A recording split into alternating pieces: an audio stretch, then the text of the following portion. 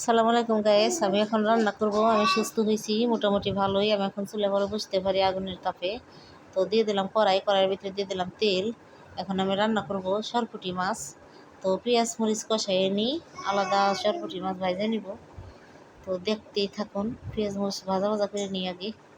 মাটির চুলার রান্না অনেক ভালো। চুলাটা আমার লেপা লাগবে, চুলাটা বেশি ইয়ে হয়ে গেছে। এই যে পেঁয়াজ আবার পাকা এসে গেছে। এখন আমি এটার ভিতরে দিয়ে দেবো আদা বাটা, তারপরে মশলা দিয়ে দেবো যাবতীয় যা লাগে সব। আদার একটু ভালো করে ভেজে নিই একটু। তো দেখেন লাড়াচাড়া করতেছি ভালো মতো। তো এখন আমি মশলা দেবো, আগে একটু পানি দিয়ে নিই, কারণ তাছাড়া মশলাটা পুড়ে যায় তেলের ভিতরে দিবার গেলে। একটু পানি দিয়ে নিলে পরে মশলাটা পুড়ে না আর কি। তো আমি এখন সব মশলা দিয়ে দেবো। দিয়ে দিলাম লবণ পরিমাণ মতো, আবার দিয়ে দিলাম মরিচের গুঁড়া, শুকনো মরিচের গুঁড়া। ঝালটা একটু বেশি খাই। তো এই যে ধনিয়ার গুঁড়া দিয়ে দিলাম। তারপরে দিয়ে দেবো একটু হলুদের গুঁড়া দেবো এখন। এই যে হলুদের গুঁড়া, এই যে ভাঙাই না হলুদ একটু কমিয়ে দিই।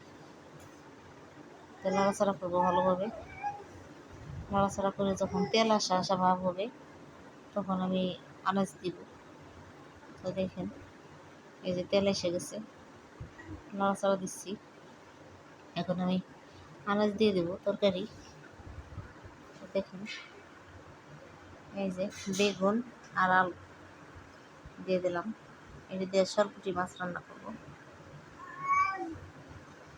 নাড়াচাড়া দিয়ে ভালোভাবে কষাই নিয়ে একটু আমি কষা কষা হলো, পাক এসে যাবে একবারে সুন্দরভাবে, আঠা আঠা হয়ে যাবে কষা চটে।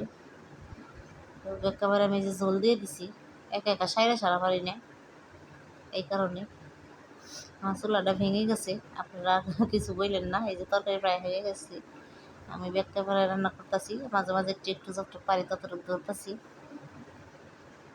আমি এটার ভিতরে মাছ দিয়ে দিব এখন, ভাজা মাছ, ওই যে সরপুঁটি মাছ।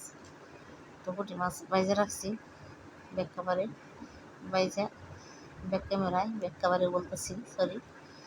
এখন আমি দিয়ে দিলাম মাছ। নামানোর সময় একটু জিরার গুঁড়া দিয়ে দিব, একটু ঝোল ঝোল রাখবো। আমার ছেলে ঝোল পছন্দ করে। ভিডিওটি কেমন হয়েছে জানাবেন, লাইক দেবেন, কমেন্ট করবেন, শেয়ার করবেন। জিরার গুঁড়া দিয়ে দিলাম। এখন আমি নামাই নেব। সবাইকে অসংখ্য ধন্যবাদ ভিডিওটি দেখার জন্য। বলবেন তরকারিটা কেমন হয়েছে। আমি এখন নামাই নেব তরকারিটা। তো আল্লাহ আমাকে একটু সুস্থ করতেছে, আমি চলে আবার বসতে পারি। তো আগের মতো এত না, একটু একটু বসি আবার উঠি। তো আপনারা জানাবেন কীরকম হয়েছে। এই যে কালারটা, বেগুন আলু আর হলো সরপুঁটি মাছ, এই যে ঝোলের কালারটা কেমন হয়েছে আমি দেখলাম। তো ভালোই, আমার কাছে ভালো লাগলো না, আপনাদের কাছে কেমন হয়েছে। এই যে নামাই নিচ্ছি। সবাই ভালো থাকবেন, সুস্থ থাকবেন। আল্লাহ হাফিজ।